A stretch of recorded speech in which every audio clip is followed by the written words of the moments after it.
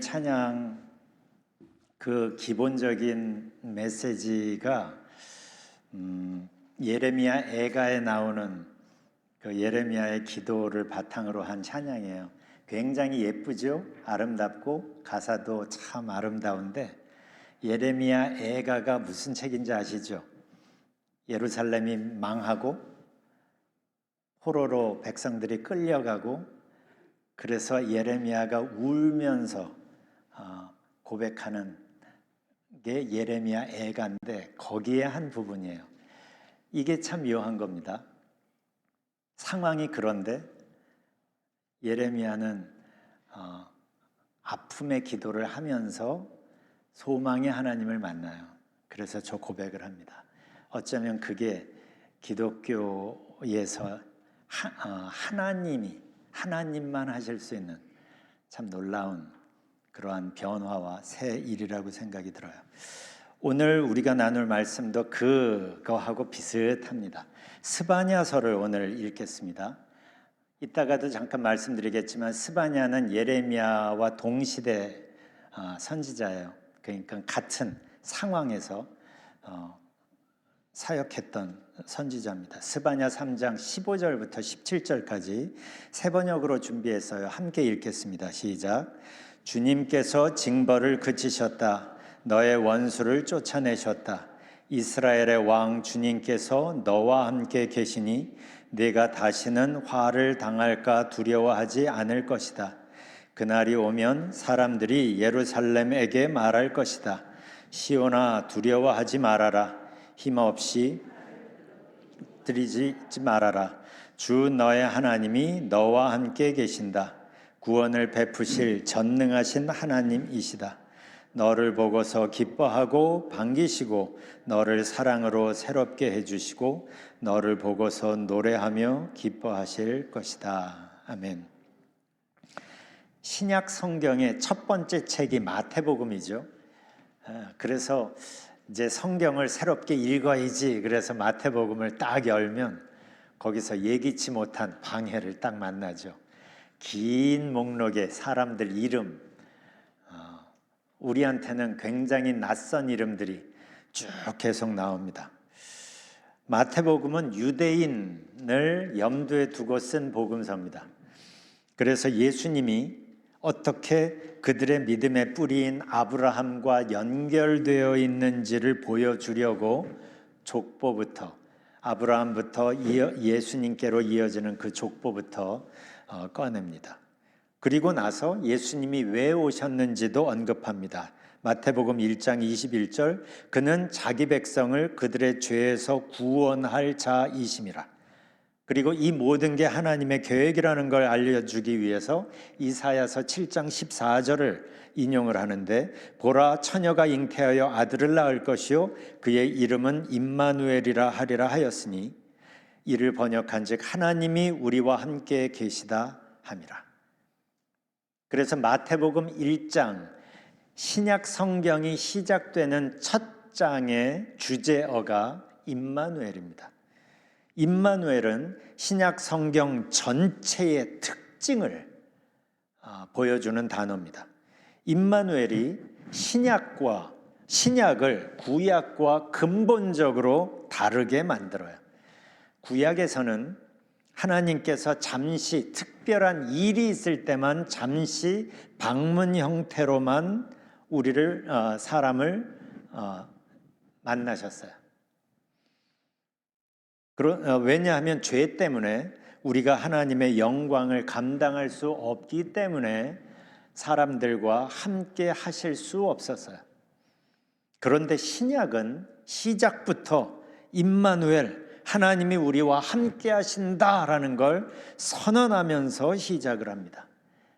어떻게 이게 가능할까요? 이걸 가능하게 만든 것이 예수님이 감당하신 대속의 십자가, 우리의 죄를 대신 redeem 해주는 십자가 때문에 하나님이 우리에게 찾아오시고 함께 하실 수 있는 거예요.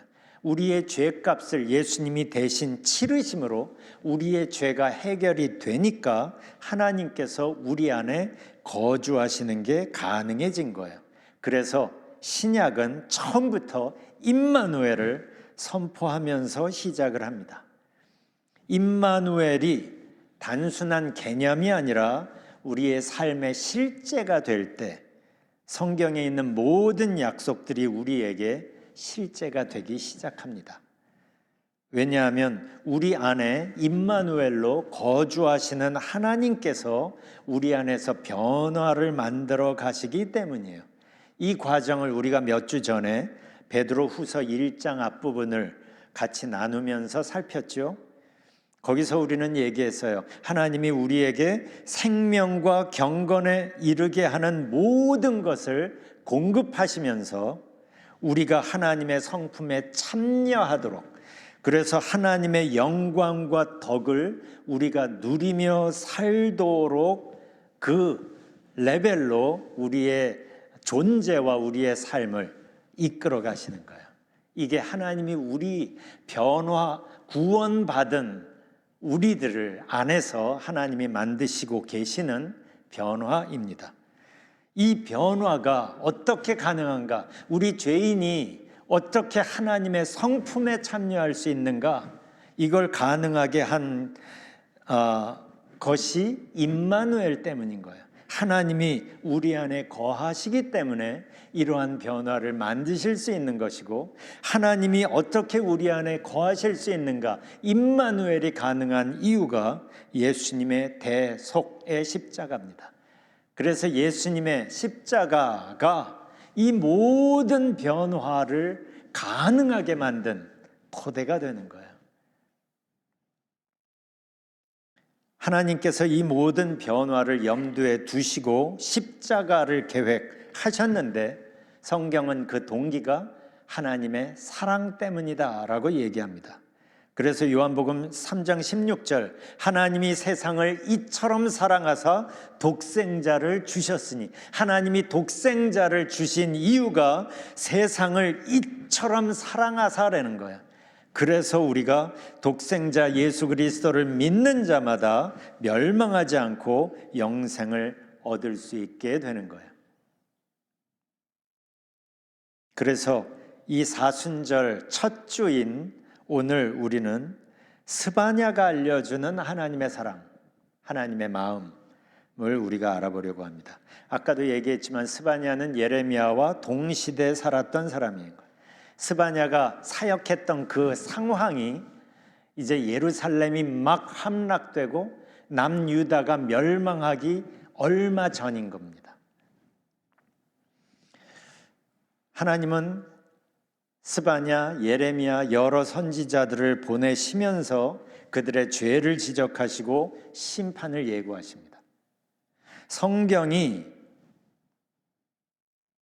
왜 심판을 얘기하는가? 하나님께서 심판을 말씀하시는 이유는 아주 분명합니다. 죄에서 돌이켜 심판을 피하라는 거예요. 그래서 하나님이 심판을 말씀하시는 건 그 심판이 정해진 게 아니라 너희가 이 길로 계속 가다 보면 이 심판을 면할 수 없어라는 경고입니다. 죄에서 돌이켜 심판을 피해라는 거예요. 그게 하나님의 마음이기 때문이죠. 그 마음을 하나님은 에스겔 선지자를 통해서 아주 분명하게 말씀을 하십니다. 에스겔 18장 23절을 보면 나 주 하나님의 말이다. 악인이 죽는 것을 내가 조금이라도 기뻐하겠느냐? 오히려 악인이 자신의 모든 길에서 돌이켜서 사는 것을 내가 참으로 기뻐하지 않겠느냐? 그리고 조금 밑으로 내려가서 32절에서 다시 말씀하십니다. 죽을 죄를 지은 사람이라도 그가 죽는 것을 나는 절대로 기뻐하지 않는다. 그러므로 너희는 회개하고 살아라. 나 주 하나님의 말이다. 그러므로 너희는 회개하고 살아라. 나 주 하나님의 말이다. 이게 예언서의 핵심입니다. 그리고 이게 하나님의 마음이에요. 그런데 안타깝게도 남유다는, 이스라엘은 하나님의 경고를 받아들이지 않았고, 그래서 안타깝게도 선지자들이 예언한 그 심판들이 그들에게 실제가 되고 말고 모든 것이 그렇게 끝나는 것 같았습니다. 그런데 거기에서 하나님은 아무도 상상조차 하지 못한 획기적인 것을 계획하시죠. 그게 바로 메시아 계획이에요. 메시아 계획. 메시아를 보낸다라는 계획. 메시아가 오실 것을 예언하면서 이사야 선지자는 이렇게 말합니다. 그는 실로 우리가 받아야 할 고통을 대신 받고 우리가 겪어야 할 슬픔을 대신 겪었다. 이 표현에서 가장 중요한 표현, 단어는 대신이라는 표현이에요. 메시아가 왜 고통을 받았는가? 우리가 받아야 할 고통을 그가 대신 받은 거예요. 우리가 겪어야 할 슬픔을 그가 대신 겪은 거예요. 그리고 다음 6절에서 이렇게 말합니다. 우리는 모두 양처럼 길을 잃고 각기 제 갈 길로 흩어졌으나 주님께서 우리 모두의 죄악을 그에게 지으셨다. 그래서 예수님께서 메시아로 오셔서 우리의 모든 죄를 대신 지심으로 우리 앞에 하나님께 나아갈 수 있는 완전히 새로운 길이 열리게 되는 거예요.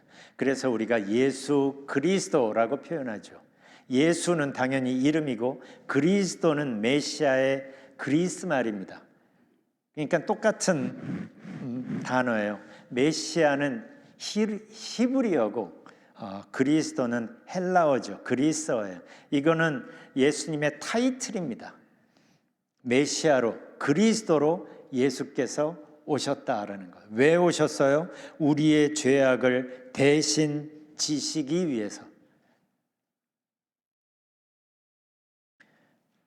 오늘 본문은 하나님께서 이 메시아 계획을 근거로 해서 우리에게, 여전히 죄인인 우리에게 당신의 마음을 보여주시는 장면이에요. 우리는 하나님의 사랑을 어느 정도 압니다. 그러나 아는 것만으로는 충분하지 않아요. 우리는 하나님의 사랑을 맛봐야 하고 누리며 살아야 하는 겁니다. 여기 두 개의 사진이 있어요. 한번 띄워주시겠어요? 예, 왼쪽을 보면 Knowing how much God loves you. 하나님의 사랑을 알기 위해서는 한 컵에 물이 뭔지를 알려면 한 컵에 물이면 충분하죠. 그러나 그 옆에 폭포수가 있어요. 그리고 잘 보일지 모르겠는데 밑에 사람이 이러고 있는 거예요. Feeling how much God loves you. 물이 뭔지를 알려면 한 컵의 물을 성분을 연구할 수 있어요. 그러나 폭포수 앞에서는 우리가 전혀 다른 물을 만날 수 있죠. 하나님의 사랑도 조금 우리가 안다고 말할 수 있어요. 그러나 그 사랑을 우리는 맛봐야 하고 누리며 살아야 하는 거예요. 하나님의 사랑은 한 컵의 물처럼 우리에게 다가오지 않기 때문이에요. 폭포수처럼 우리에게 다가오기 때문이죠. 한 잔의 물과 폭포수. 지금 여러분이 나야가라 같은 거대한 폭포 앞에 있다고 하십시오. 거기서 우리는 한 잔의 물과는 전혀 다른 물의 거대한 힘을 경험하게 되죠. 성분으로 따지면 같을지 몰라요. 그러나 거기에서 우리는 전혀 다른 차원의 물을 경험할 수 있는 것처럼 하나님의 사랑도 비슷합니다. 한 잔의 물을 홀짝인다고 물에 대해 다 아는 게 아닌 것처럼 우리는 폭포수처럼 다가오시는 하나님의 사랑을 온몸으로 경험해야 하고 그 사랑에 흠뻑 빠져서 살아가야 합니다. 그때 우리는 하나님의 사랑을 전혀 다른 차원으로 만나게 될 겁니다. 찬송가 302장이 그걸 말하고 있어요. 1절을 보면 이렇습니다. 내 주 하나님, 넓고 큰 은혜는 저 큰 바다보다 깊다. 너 곧 닷줄을 끌러 깊은 데로 저 한가운데로 가보라.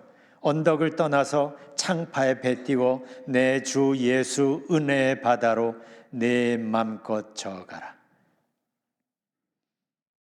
우리가 이걸 이번 사순절에 했으면 좋겠어요. 얕은 물가에 그냥 서성거리면서 물 다 안다고 생각하지 말고 하나님께서 주시는 거대한 은혜의 바다를 향해 들어가서 마음껏 저어갔으면 좋겠어요. 우리가 그렇게 되기를 원하시기 때문이죠. 그냥 하나님의 사랑에 대해 조금 아는 것으로는 부족합니다. 스바냐 3장 15절을 현대인의 성경으로 보면 이렇습니다. 여호와께서 너의 형벌을 면제하셨다.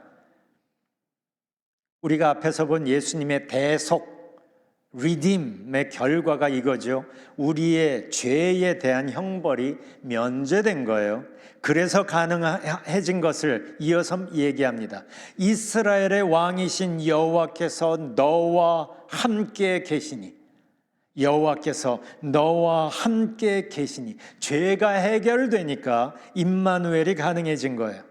그러니까 하나님이 함께 하시니까 그 결과가 이겁니다. 네가 다시는 해로운 일을 당할까 봐 두려워하지 않게 될 것이다. 당연하죠. 문제보다 크신 하나님이 함께 계시니까. 16절, 그날이 오면 사람들이 예루살렘에게 말할 것이다. 시온아, 두려워하지 말아라. 힘없이 팔을 늘어뜨리고 있지 말아라. 이렇게 말하는 데는 이유가 있죠. 그게 17절이에요. 같이 읽어보겠습니다. 시작. 주 너의 하나님이 너와 함께 계신다. 구원을 베푸실 전능하신 하나님이시다. 너를 보고서 기뻐하고 반기시고 너를 사랑으로 새롭게 해주시고 너를 보고서 노래하며 기뻐하실 것이다. 여기서 가장 먼저 눈에 띄는 변화가 있는데 그게 하나님에 대한 묘사입니다. 지금까지 하나님은 두려운 심판자였어요. 스바냐서 내내 그랬어요. 1절부터 스바냐서 1장 2절부터 이 스바냐의 첫 마디가 이겁니다. 여호와께서 이르시되 내가 땅 위에서 모든 것을 진멸하리라. 죄 앞에 있을 때 하나님은 두려운 심판자일 수밖에 없습니다. 그런데 스바냐 3장 17절에서는 하나님을 다르게 표현합니다. 구원을 베푸실 전능하신 하나님. NIV로 보면 The mighty warrior who saves. The mighty warrior who saves. 어떻게 된 일이에요? 죄를 향해 심판을 선포하시던 하나님께서 심판을 역사의 마지막으로 미루시고 연기하시고 우리에게 구원자로 오시기로 작정하신 거예요. 여전히 우리는 죄인이고 여전히 심판받아 마땅할 사람들이지만 아까 앞에서도 본 것처럼 죽어 마땅한 죄인일지라도 죽는 걸 원하지 않기 때문에 심판을 연기하시고 우리들 앞에 구원자로 오시기로 작정하신 거예요. 그런데 그 작정이 쉽지 않았죠. 그 대가가 혹독했어요. 그게 십자가였죠. 그게 메시아 계획의 핵심입니다. 그래서 지금 우리가 살고 있는 이 은혜의 시대가 열린 거예요. 언제든지 회개하면 용서받을 수 있고 하나님을 찾으면 만날 수 있고 이 은혜의 시대가 그냥 열렸다고 착각하지 마십시오.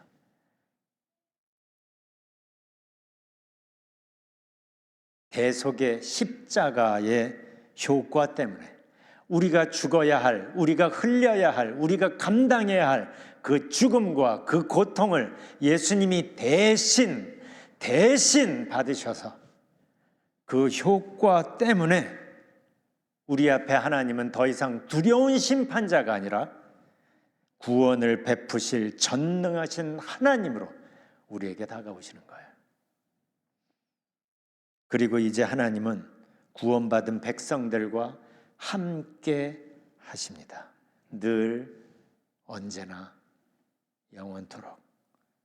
왜냐하면 우리와 떨어지실 마음이 전혀 없으신 거죠. 우리가 하나님 앞에 누리는, 하나님 안에서 누리는 복과 은혜가 끊어지는 걸 하나님은 원하지 않으시기 때문이에요. 그래서 스바냐가 말합니다. 너를 보고서 기뻐하고 반기시고 너를 사랑으로 새롭게 해주시고 너를 보고서 노래하며 기뻐하실 것이다. 기억하세요. 이분이 우리 하나님이에요. 이분이 우리가 아버지 부르는 그분이에요. 구원을 베푸실 전능하신 하나님, 전에 엘샤다이라는 하나님 이름을 얘기했었죠. 거기서 샤다이라는 이름을 같이 얘기했었어요. 여기서도 그래요. 하나님의 전능하심을 구원을 위해 쓰시기로 작정하신 하나님이에요. 그걸 구원을 베푸실 전능하신 하나님이라고 표현한 거예요. The mighty warrior who saves. mighty한 그 힘을 어디다 쓰세요?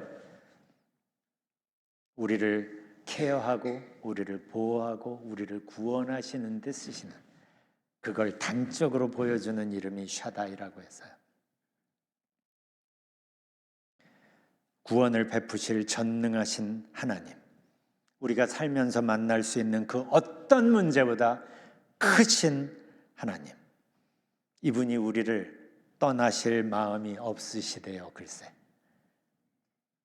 그래서 아예 우리 안에 거주하시는 거예요.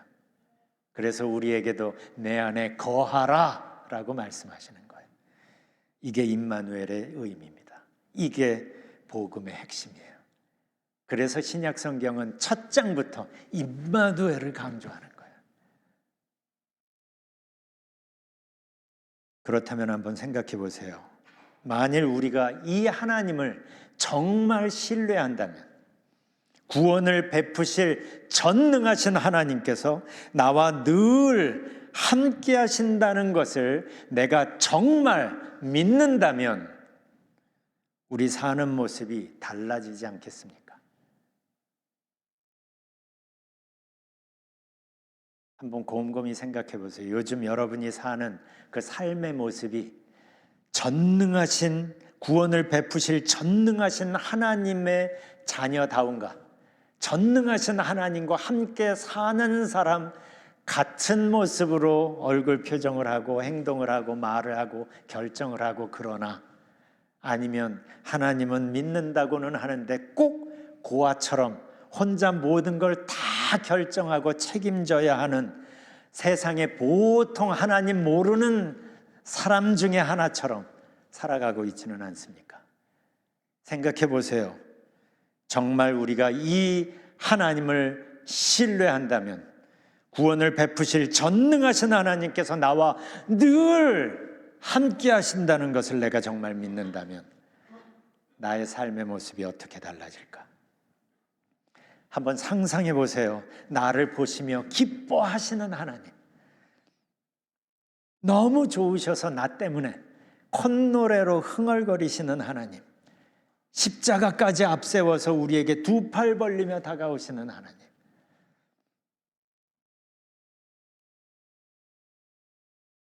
당신은 하나님의 이 마음을 정말 충분히 알고 있습니까?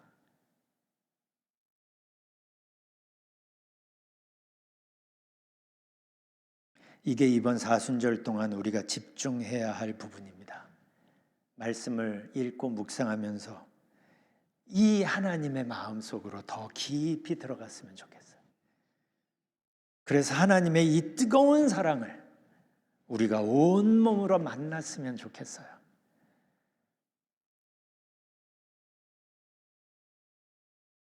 우리가 이 하나님을 더욱 깊이 만난다면 우리의 삶이, 그리고 우리의 기도가 더 생기 있어질 것 같아요. 그리고 염려를 기도로 바꾸는 일이 훨씬 더 자연스러워질 것 같아요. 바울이 이렇게 말하죠. 아무것도 염려하지 말고 모든 일에 기도와 간구로 여러분이 필요로 하는 것을 감사하는 마음으로 하나님께 말씀드리십시오. 그러면 어떻게 됩니까? 그 결과가 7절인데, 그러면 도저히 상상도 할 수 없는 하나님의 놀라운 평안이 그리스도 예수님 안에서 여러분의 마음과 생각을 지켜주실 것입니다. 현대인의 성경에 이 표현이 저는 굉장히 마음에 들어요. 도저히 상상도 할 수 없는 하나님의 놀라운 평안이 여러분의 마음과 생각을 지켜주실 것입니다. 예수님 안에서. 바로 이 평안을 노래하는 것이 찬송가 413장입니다. 1절 가사가 이래요. 내 평생에 가는 길 순탄하여 늘 잔잔한 강 같든지 큰 풍파로 무섭고 어렵든지 나의 영혼은 늘 편하다. 내 영혼 평안해. 내 영혼 평안해. 이 찬송의 핵심은 두 가지입니다. 하나는 하나님 때문에 내 영혼이 평안하다는 것. 하나님 때문에. 그리고 또 하나의 핵심은 이 평안이 늘이라는 거예요. 이게 굉장히 중요합니다. 하나님이 나를 떠나지 않으시는 한 하나님의 임재 때문에 생기는 내 안에 이 평안은 어디 가지 않기 때문이죠. 그래서 말하는 거예요. 나의 영혼이 늘 편하다. 내 영혼 평안해. 내 영혼 평안해. 이 찬송의 배경은 아마 많은 분들이 알고 계실 겁니다. 이 찬송시를 쓴 사람 H.G. 스패포드라는 분, 배가 침몰하는 사고로 4딸을 한꺼번에 잃었다고 하죠. 이분이 나중에 그 사고당한 그 해역을 지나면서 극심한 고통 속에서 하나님을 찾았습니다. 그리고 그때 이 찬송시를 썼다고 합니다. 이해가 되지 않죠. 그런 상황에서 어떻게 이런 고백을 할 수 있었을까? 여기서 우리는 조심스럽게 생각해 볼 수 있어요. 바울이 말하는 도저히 상상도 할 수 없는 하나님의 놀라운 평안이 그의 마음을 채웠던 것이겠죠. 여기서 우리가 하나 알아야 하는 게 성경이 말하는 평안은 단순한 감정이나 느낌을 말하는 게 아닙니다. 성경의 평안은 하나님의 임재가 만들어내는 결과예요. 하나님이 계시기 때문에 그때 평안이 그 결과로 생기는 겁니다. 여러분의 신앙이 건강한가를 가장 간단하게 체크해 볼 수 있는 게 내 안에 평안이 있는가거든요. 그게 내 안에 평안이라는 감정이 있는가를 체크하는 게 아니라 내 안에 하나님이 하나님으로 계시는가. 왜냐하면 하나님이 되셔서 내 안에 계실 때 그 결과가 평안이기 때문이에요. 내 상황은 이해가 안 되고 내일 무슨 일이 벌어질지는 모르지만 그러나 문제보다 크신 하나님이, 전능하신 하나님이 산처럼 나와 함께 계시고 나를 붙들어 주신다는 그 사실이 내 안에 실제가 되면 그 하나님의 임재가 만들어내는 결과가 평안인 거예요. 이 스패포드로 그 4딸을 잃은 그 슬픔을 어떤 위로로 우리가 도와줄 수 있겠어요? 그건 위로로 채워질 수 있는 부분이 아니에요. 그런데 그는 내 영혼이 늘 편하다라고 말합니다. 어떻게 그럴 수 있어요? 하나님의 임재 밖에는 답이 없는 거예요. 하나님의 임재가 실제가 되니까 상상도 할 수 없는 평안이 밀려들게 오는 거예요. 그리고 이 땅이 우리 인생의 전부가 아니라는 걸 알게 되면서 이 땅은 우리 인생의 불과 챕터 1에 불과하다는 것을 알게 되면서 말할 수 없는 소망이 밀려드는 거죠. 우리도 마찬가지죠. 우리 앞에 무슨 일이 벌어질지 우리는 아무도 몰라요. 그러나 우리에게 분명한 게 있죠. 하나님께서 우리와 늘 함께 하신다는 것. 그 하나님께서 우리 안에 지금 변화를 만들고 계신다는 것. 그분께서 우리를 아주 기뻐하신다는 것. 우리 때문에 노래를 부르신다는 것. 상상이 되세요? 하나님이 나 때문에 노래를 부르며 콧노래를 흥얼거리시는. 상상해 보세요. 하나님이 그렇다고 성경이 얘기합니다. 그리고 무엇보다 그 하나님께서 우리를 더욱 친밀하고 깊은 교제로 우리를 부르신다는 것. 이게 그 어떤 것보다 중요한 스피리추얼 팩트입니다. 그리고 사순절은 우리가 그분께 집중하기 딱 좋은 절기예요. 그분께 집중해 보십시다. 그분의 사랑을 좀 아는 단계를 넘어서서 온몸으로 그분의 사랑을 만나고 맛보고 누리는 절기가 이 사순절이 되었으면 좋겠어요. 그래서 이 찬양이 우리의 고백이었으면 좋겠어요. 내 평생에 가는 길 순탄하여 늘 잔잔한 강 같든지 큰 풍파로 무섭고 어렵든지 나의 영혼은 늘 편하다. 내 영혼 편하네. 잠시 하나님 앞에서 시간을 좀 가져봅시다. 한번 생각해 보세요. 여러분의 지금까지의 삶을, 그리고 여러분이 지금 처하고 있는 오늘이라는 현실을, 그리고 내일을. 그러나 그 순간순간을 나와 함께 계시는 임마누엘 하나님, 전능하신 하나님께 포커스를 맞춰보고 그분 앞에서 시간을 좀 가져봅시다.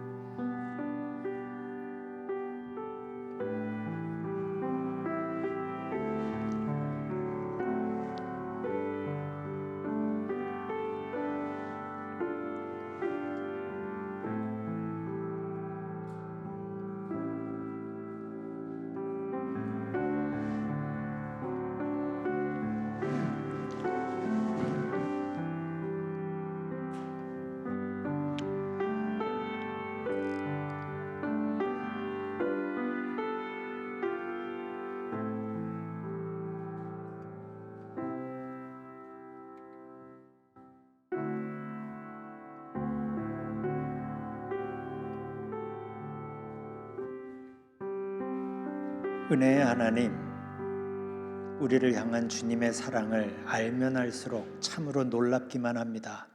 감사합니다. 주님 때문에 우리는 염려를 기도로 바꿉니다. 우리는 주님 때문에 어떤 상황에서도 평화와 기쁨과 소망을 갖게 됩니다. 우리가 삶 속에서 주님과 더욱 친밀한 교제를 나눌 수 있도록 인도해 주시고, 주님과의 동행의 즐거움을 더욱 깊이 맛보게 해주세요. 주님, 우리에게 통찰력과 분별력을 주셔서 주님의 인도를 놓치지 않게 하여 주시고, 그래서 우리의 매일의 삶이 주님께 기쁨이 되게 해주세요. 예수님 이름으로 기도합니다. 아멘.